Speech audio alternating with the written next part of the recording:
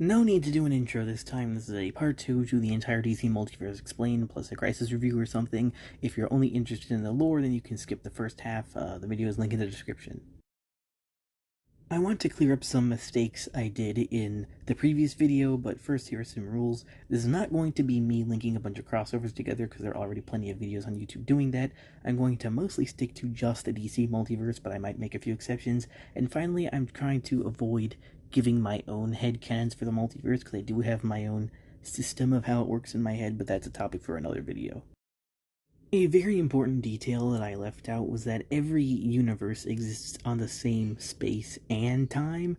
They're all different because they're all vibrating at different frequencies.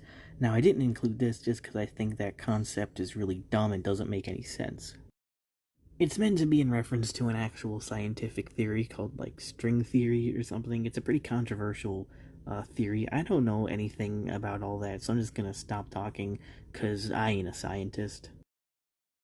The Injustice universe was added to the comic multiverse, except it can't be the same one because if you know your Injustice lore, you know that when the Earth 1 heroes returned to their home universe, they actually caught an interdimensional virus and became psychotic zombies.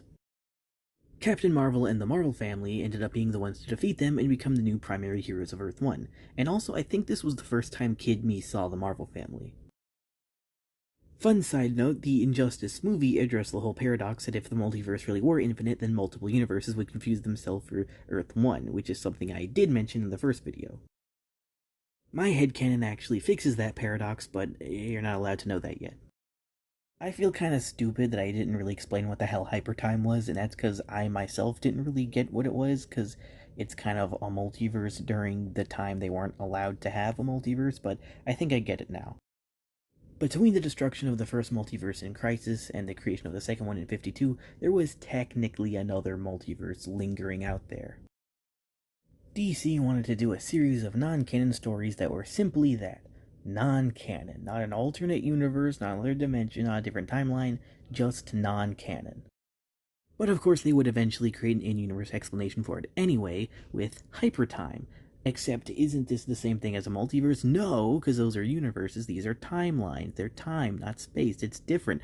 They shift out of the main timeline and then branch out and then morph back in and whatever. I don't know. Even though if they're alternate timelines, since when did Batman exist in the 1800s? And also, doesn't this completely contradict the whole same universe and time string bullshit?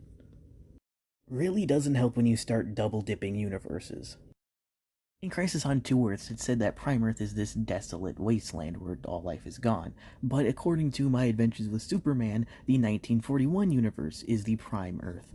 So that means that Crisis on Two Earths takes place thousands of years into the future, and all the 41 characters are all dead. Very early on in the Archie Sonic comics, Robotnik builds a bunch of evil robots that are said to be based on comic characters that, in-universe, actually exist. They consist of characters like Shazam, Steve Urkel, and of course, Spawn. Hey, hold on. Sonic met Spawn, and in the Image Comics universe, it's implied that Sonic was also fictional. How the hell does that work? How deep does it go? Too deep. Looney Tunes, Marvel, it just never ends. Oh wait, never mind, it does end. Circling back to DC, as you recall, people can have psychic links to other universes, so there, that explains that. The main DC universe has merged with plenty of other universes over the years, one of the most notable being the Milestone universe, which they then proceeded to do absolutely nothing with. Apparently in Titans, there's a scene where Beast Boy appears into the multiverse or something. I don't know, I didn't fucking watch Titans. Titans also had a crossover with Doom Patrol, but it's not the same Doom Patrol from Doom Patrol because, like I said in the first video, it's explicitly shown that Titans in the Doom Patrol universe are two separate universes. I guess all that really means that even if a character looks the same and has the same actor, that doesn't mean they're the same multiversal variant. In the last video, I theorized that the Terrible Flash movie is actually a multiverse reboot of the Terrible Flash TV show, except the rules for time travel are completely different. Stewie's gay lover hops around the space-time continuum pretty much every episode, whereas Stewie's non-consensual gay lover moves a single tomato soup can and Batman turns into... Okay, that was too far. I shouldn't have said that. I'm not taking it out either.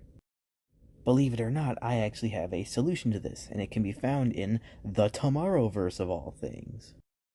The Crisis movies establish that each universe has its own time zone, which doesn't really make any sense, but whatever, it's canon. We see this in full force on Earth too, as time moves faster there, so while in other universes only a few years went by, whole decades went by on Earth too, resulting in the Justice Society aging faster than everyone else. This was the one image of the age versions of them I could find, and it's also really, really blurry, so fuck you, CBR. The concept of universal time dilation is also played around with in Batman the Brave and the Bold. So yes, Your Honor, this shitty movie starring an even shittier person is lore accurate. Marvel keeps gaslighting itself into thinking it only has one multiverse. While the main universe is Earth 616, some handbook somewhere said that the MCU was Earth 199999. But then the MCU was like, no, we're 616 now, which I guess kind of makes sense if they have different universe rules or whatever. But then Spider-Verse came along, and that was written by a bunch of nerds who read wikis, and so they corrected it and set the MCU back to 1999. Which is super hypocritical because they used comic serial numbers like 616 and 1610, even though that is also technically lore inaccurate. Really, I feel like the multiverse isn't even that confusing of a concept. Time travel is way more complicated. The issue is that there's all these other bullshit that gets added just to muddle things up. Universes merging, getting blown up, reset, rebooting whole multiverses, adding all these rules just to break them. That's like the real issue. It's not that there's classic old-timey Superman and modern new reboot Superman. Nah, there's a billion classic Superman, a billion modern Superman. That's why it's so hard to keep track. I'll conclude this video the same way I concluded the first one. With all these confusing paradoxes and retcons and contradictions, all that really matters is your own, in your head, interpretation of the story. After reading between the lines, I concluded that there are a total of 4 different DCAUs, 2 of which are mostly off-screen. Hey, this comic has continuity inconsistent with the shows. That's fine, we can just headcanon it as the Earth 508 we hear about in My Adventures with Superman. In Brainiac Attacks, it said that Luthor has been fighting Superman for years and only used kryptonite once, and by the end of the movie, Superman even becomes immune to kryptonite. But hey, there's no mention of Darkseid anywhere, so why not plop it in the Earth 12 Tomorrowverse? But the whole headcanon thing can go beyond just the multiverse. Look, watch. The Grim Adventures of the K&D seemingly confirms that The Grim Adventures of Billy and Mandy and Codename Kids Next Door exist in the same universe. And if you sit down and watch through the both of them, I guess it could be plausible that they're in the same universe, but I personally think that's kind of hard to believe. Codename Kids Next Door can often play fast and loose with its storytelling, but it still tries to keep a consistent backstory. Whereas Billy and Mandy could literally kill off the entire cast and destroy the whole world, in the next episode everyone's fine. Sure, the K&D frequently make cameos and are referenced throughout Billy and Mandy, but so are a lot of other cartoons. And I don't just mean reference the other cartoons, I mean just straight up casually depict the actual characters. But you know what show doesn't constantly cross over with other cartoons? Codename Kids Next Door. So by this logic, it's my belief that there is a multiversal variant of the K&D that exists in the Billy and Mandy universe, but not the other way around. You could headcanon that the shows are in their own contained realities and it's just the crossover episodes specifically that exist in a third reality, or you could just say that they're all the same universe just to make things simple. Obviously the crossovers don't end there, but like I keep saying, I'm not touching all that, you figure it out. So hopefully that clears up any confusion or unanswered questions with the first video. I guess if I find anything else, I'll just have to leave it in a pinned comment on this one, because I ain't making another one of these. Now, was this whole thing just a giant excuse so I could do another video about the Grim Adventures of the K&D? Absolutely, it's my obsession. But I guess after reflecting on everything, the real multiverse was the friends we made along the way.